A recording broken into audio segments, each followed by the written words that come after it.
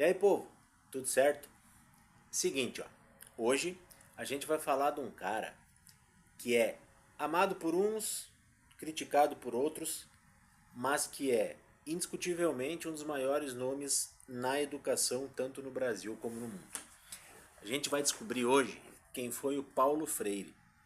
E vamos destrinchar em que condições ele viveu, vamos trinchar em que condições ele se desenvolveu enquanto educador e principalmente o que ele fez para transformar ele nessa referência que ele é hoje. Para quem não sabe, o Freire é o terceiro maior autor em termos de leitura na área de ciências humanas, isso a nível de planeta. O Paulo Freire nasceu no ano de 1921, na capital do Pernambuco, Recife. Ele até que nasceu numa família com boas condições de vida, boas condições econômicas, mas, ainda na sua infância, veio a Grande Depressão de 1929 e isso trouxe uma grande mudança na condição socioeconômica da família. O mundo inteiro quebrou e com a família do Freire não foi diferente. E eles passaram a viver, sim, em condição de pobreza. O Freire, com essas experiências de desigualdade econômica, desigualdade social e injustiças que ele viveu ao longo da sua vida, passou também a moldar a sua forma de enxergar a educação.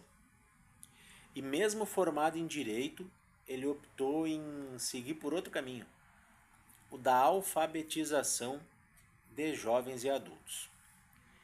Mas para o Freire, alfabetizar era muito mais do que simplesmente ensinar letras. Alfabetizar era ensinar um pensamento crítico que pudesse fazer com que essas pessoas tivessem condições de entender a realidade que elas vivem e a partir disso fazer alguma coisa para modificar essa aí. O Freire, ele desenvolveu dois conceitos de educação.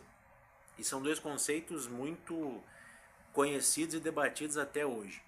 O primeiro conceito de educação que ele desenvolveu é o de educação bancária. E é um conceito que ele era totalmente contrário. Por quê? O que diz o conceito de educação bancária? O professor é a autoridade, o professor é o cara que detém o saber, é o único cara naquele ambiente que sabe, e ele deposita o conteúdo nos alunos. O aluno ele é apenas um receptor de informações. O professor fala, o aluno aceita aquilo como verdade absoluta e o processo segue normalmente o ciclo. Para o Freire, isso cria uma relação vertical entre professor e aluno, onde um sabe, o outro apenas aceita aquilo tudo como verdade absoluta.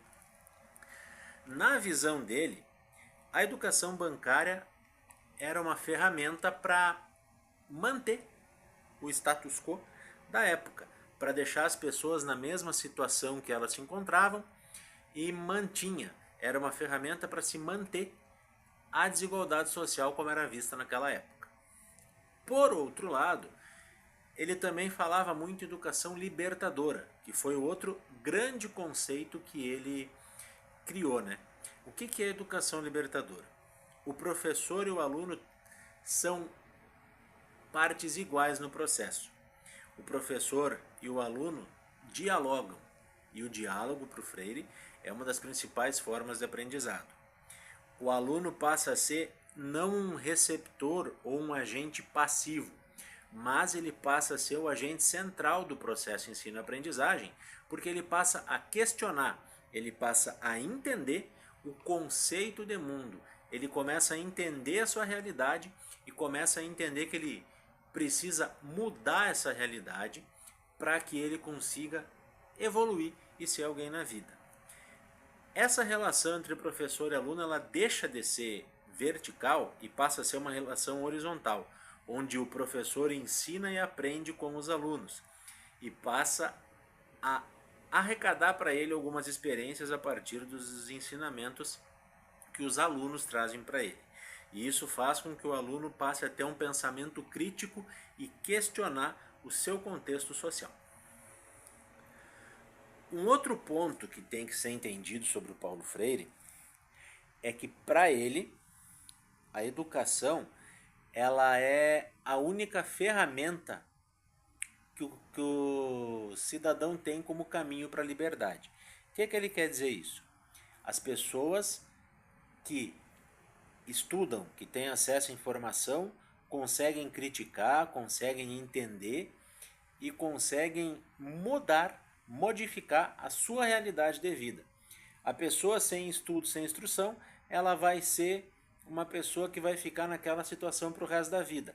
Já a pessoa que usa a educação como ferramenta para a liberdade, ela vai ter a possibilidade de entender a sua realidade, mudar a sua realidade e crescer na vida. Esse é o principal ponto que Paulo Freire defende enquanto educação libertadora. Além disso, ele diz também que se faz necessário esse pensamento crítico para que o homem, o indivíduo, seja um agente ativo na sociedade e não apenas aceite as opiniões das classes que o oprimem como verdade absoluta. Paulo Freire é muito criticado por muita gente por conta da sua maneira de enxergar a educação.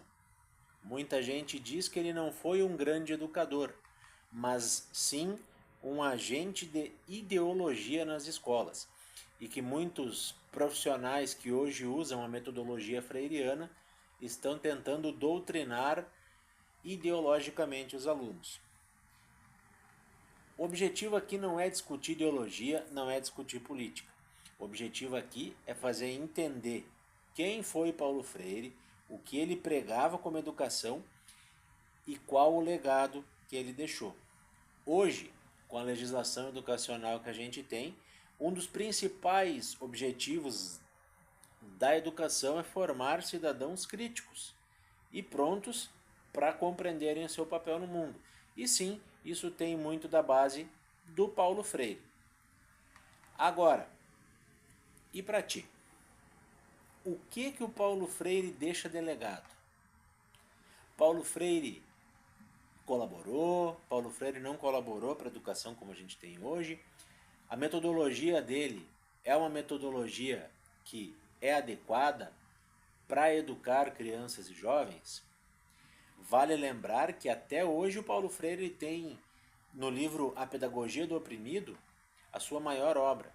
E é no mundo, na área de ciências humanas, a terceira obra mais vendida. E aí? O que tu acha do Paulo Freire? Comenta. É bom, é ruim? Deixa aqui nos comentários. Vamos trocar essa ideia. Compartilha esse vídeo.